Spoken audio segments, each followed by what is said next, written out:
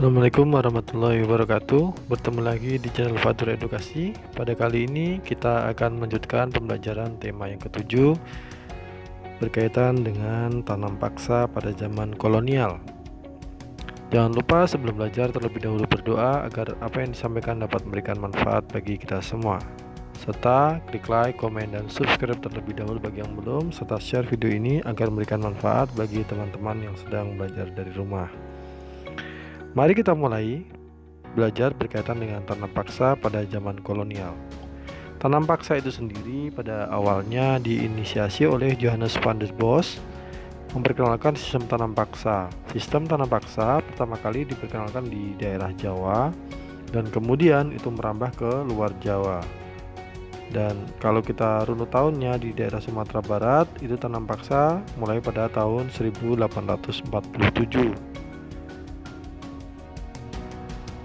Sederhananya, sistem tanam paksa ini merupakan sebuah sistem di mana yang dilakukan oleh Belanda untuk memaksa warga setempat untuk menanam tanaman-tanaman yang laku keras di daerah Eropa, sehingga memberikan keuntungan bagi pemerintah Hindia Belanda. Nah, sistem tanam paksa itu sendiri juga kalau kita lihat menyudutkan pergerakan rakyat Indonesia. Yang pertama kita tahu yaitu jatah tanah untuk tanaman ekspor melebihi 1/5 tanah garapan, apalagi jika tanahnya subur.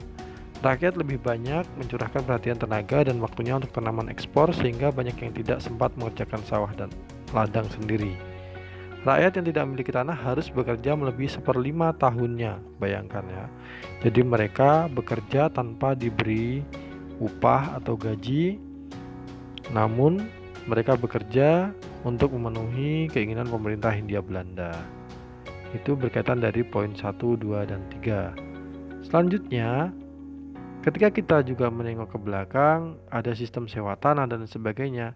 Ketika itu dilakukan, maka semakin terjepit posisinya. Kita sudah tanah menyewa dan hasil buminya harus diberikan kepada pemerintah Hindia Belanda untuk diekspor ke daerah atau di Eropa ya.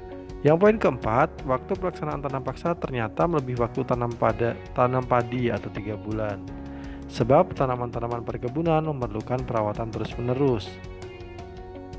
Setiap kelebihan hasil panen dari jumlah pajak yang harus dibayarkan kembali kepada rakyat ternyata tidak dikembalikan kepada rakyat. 6. Kegagalan panen tanaman wajib menjadi tanggung jawab rakyat atau petani. Jadi ketika kita menanam sudah kena pajak, terus 1/5 tadi lebih dari diekspor ke Belanda, dan kelebihan dari bayar pajaknya tadi tidak dikembalikan. Ketika gagal panen, rakyat yang disuruh bertanggung jawab. Nah, itu berkaitan dengan sistem tanam paksa. Akibatnya apa? Ternyata akibatnya terdapat penyimpangan pelaksanaan sistem tanam paksa itu sendiri.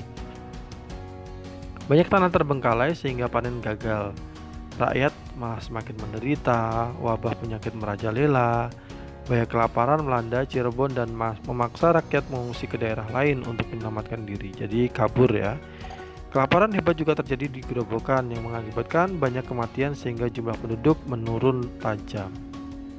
Nah, ketika akibat dari tanam paksa ini semakin meluas, maka akan ada efeknya pada pemerintah Hindia Belanda. Kita akan mengulas berkaitan dengan apa sih akibatnya kepada pemerintah Hindia Belanda. Ternyata tanam paksa yang diterapkan di Belanda di Indonesia ternyata mengakibatkan aksi penentangan. Berkat adanya kecaman dari berbagai pihak, akhirnya pemerintah Belanda menghapus tanam paksa secara bertahap. Salah satu tokoh yang menentang sistem tanam paksa adalah Deus Dekker dengan nama samaran Multatuli. Dia menentang tanam paksa dengan mengarang buku berjudul Max Havelaar. Itu merupakan bagian dari efeknya. Selain itu juga terjadi pergolakan di wilayah tanah air berkaitan dengan penentangan sistem tanam paksa yang ada. Jadi mulai tersulut rakyat Indonesia untuk melakukan perlawanan kepada pemerintah Hindia Belanda. Sedikit demi sedikit mereka mengumpulkan keberanian untuk menentang pemerintah Hindia Belanda. Dengan dukungan dari Multatuli tadi, pemerintah Hindia Belanda melakukan perbaikan. Rencananya memiliki rencana, yaitu ada 3 poin penting. Yang pertama adalah bagian pendidikan, karena untuk mengobati penderitaan yang diberikan kepada rakyat Indonesia. Yang kedua adalah bagian irigasi atau membangun saluran air. Yang ketiga adalah memindahkan penduduk dari daerah yang padat ke daerah yang jarang penduduknya atau transmigrasi. Itu rencana mereka dari pemerintah Hindia Belanda. Demikian pembelajaran berkaitan dengan zaman kolonial ini. Semoga kita kembali mengingat sejarah bahwa bangsa Indonesia ini adalah bangsa yang besar, namun tanpa mengecilkan sejarah pada masa lalu yang pernah dijajah. Kita harus terus berjuang untuk Indonesia maju ke depannya. Jadi jangan lupa kita dengan sejarah bahwasanya bangsa Indonesia pernah mengalami masa-masa kelam, yaitu masa penjajahan, terlebih di masa Hindia Belanda. Demikian pembelajaran pada kali ini, dan Bapak akhiri. Assalamualaikum warahmatullahi wabarakatuh. Selamat belajar.